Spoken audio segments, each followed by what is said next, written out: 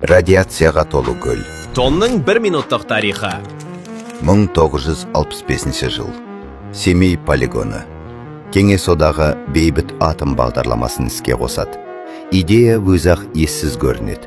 Ядролық жарылысты шаруашылық үшін пайдалану. Далада су қоймасын кез әрі арзан жасау керек. Бір жарылыс, бір ғана батырма. 15 қаңтар. Жер астына Хиросимадан 10 есе күшті. Шамамен 140 килотондық заряд қойылады. Санау басталады. Жарқырау. Жер көтеріліп толқындайды. Гүрсіл. Және далада алып бір шұңқыр пайда болады.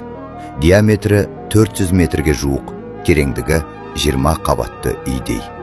Бірнеше айдан кейін шұңқыр суға толады. Солай Чаган деп аталатын көл пайда болады. Қағаз бетінде ғылыми жетістік, шындығында су радиоактивті. Қапталдары ластанған, бірақ камералар бақытты инженерлерді түсіреді. Суға балық жіберіледі. Ресми есептер: жоба сәтті өтті. Ал алғашқы жылдары радиация нормадан ондаған есе асып кеткен. Жергілікті малшылар сол судан малына су ішкізген. Балалар сол жерде шомылған. Бейбіт атом қалдырған шұңқыр әлі күнге дейін радиоактивті болып тұр. Бүгінде бұл жерді атом көл деп атайды.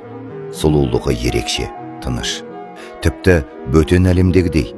Бірақ осы тыныш судың астында адамның жерді жаруды ойлап, оны прогресс деп атаған іздері жатыр.